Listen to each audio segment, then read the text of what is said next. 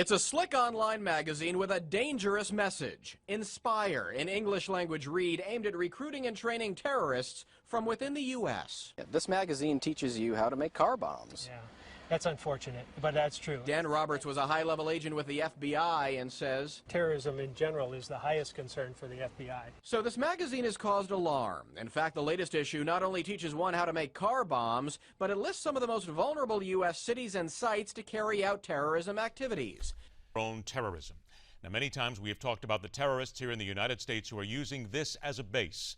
These people who then go out and find ways to attack America from within. But there is something else here that is at play, another faction. It is terrorist funding.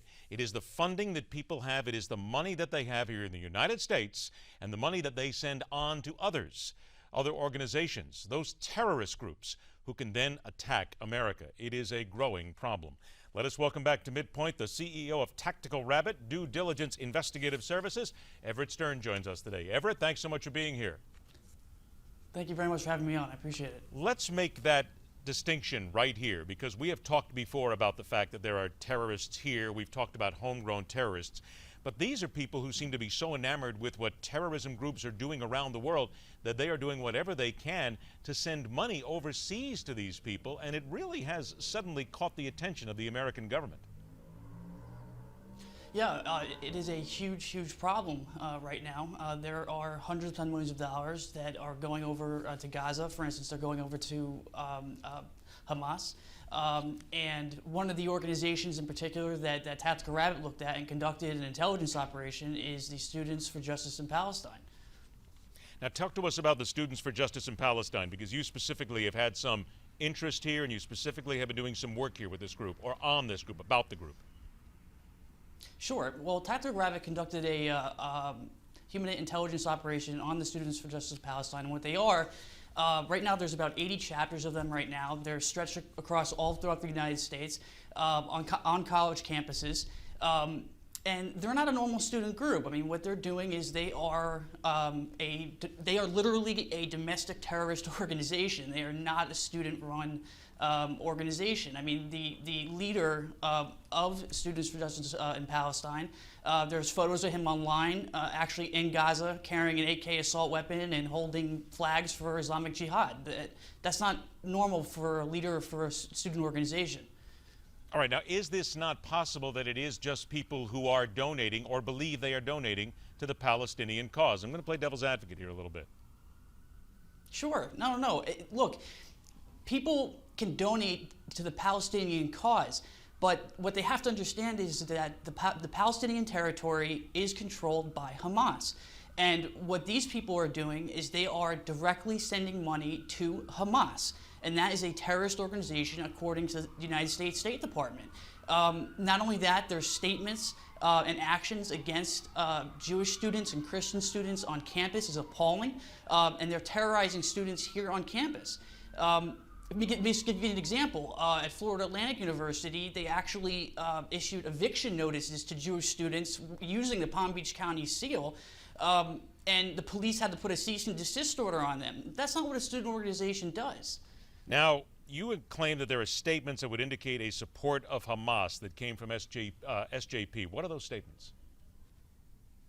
Those statements are, well, you know what, let's just even go beyond the statement. Sure. What they're doing is they actually launched an actual fundraising operation where they actually sent convoys into the Gaza Strip and actually met with Hamas leaders.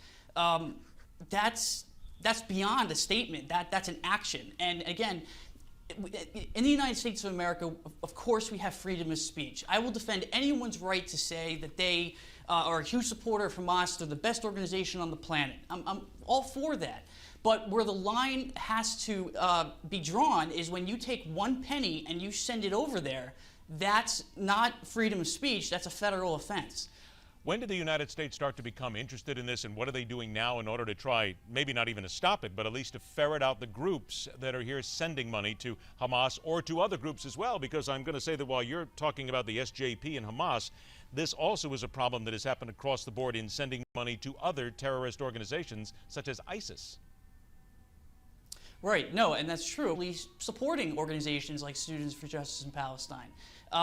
And we're doing that through our tax dollars because the United States government is actually supplying these people with funds. So in a really sick, weird way, we're actually sponsoring our own terrorism. How are we then giving them funds? We are giving them funds because we are supporting them on student campuses, and they are receiving educational funding.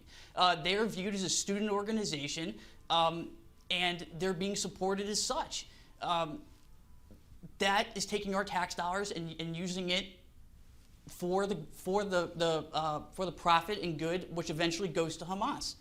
All right, then. So what is the government doing? What is the FBI doing? Has the FBI reacted? What are the law enforcement agencies doing in order to ferret out these groups? Well, Tactical Rabbit posted the intelligence report on tacticalrabbit.com on Students for Justice in Palestine. We gave it to the FBI, and we're praying that they actually do something here. And I really hope that they do. Because, again, this is a major problem that is going to lead to the next terrorist attack. And I firmly believe, and my staff firmly believes, that these people are an absolute threat to national security. Well, you sent emails to the group that was looking for donations, correct? Yes, absolutely. Okay, now tell us about those emails and what the responses were. Sure. I sent emails pretending that I wanted to help fund SJP. SJP responded with an organization actually based out of White Plains, New York, called the Westpac Foundation. And this is just another highlight of how they're not a student-run or student-based organization.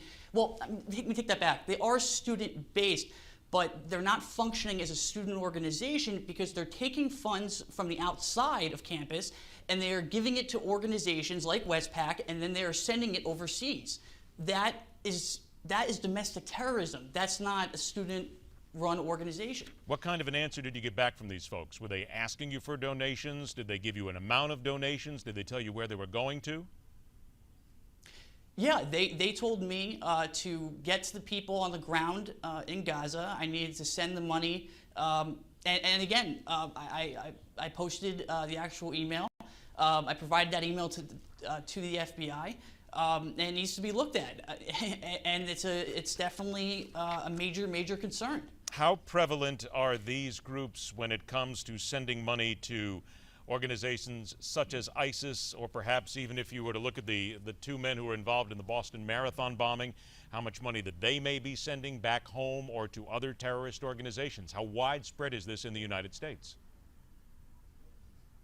I don't know, to be honest with you, because I think there's a lot of it. But really what the issue is here is that what they're spreading is an ideology that is against not only the state of Israel, but against the United States. And again, there's freedom of speech, but these people have crossed that line, and they are no longer participating in freedom of speech. I mean, a student for Justice in Palestine member bit a police officer during one of their rallies. That's not something that a student organization does. That's something an animal does, and that's something a terrorist does. The American people don't take action right now. We're going to see more things like the Boston bombing occur, unfortunately. What are the American people then, in your opinion, supposed to do in order to stop this specific instance and these specific items from happening? Well, they need to notify their universities where their kids are going that Students for Justice in Palestine need to be shut down.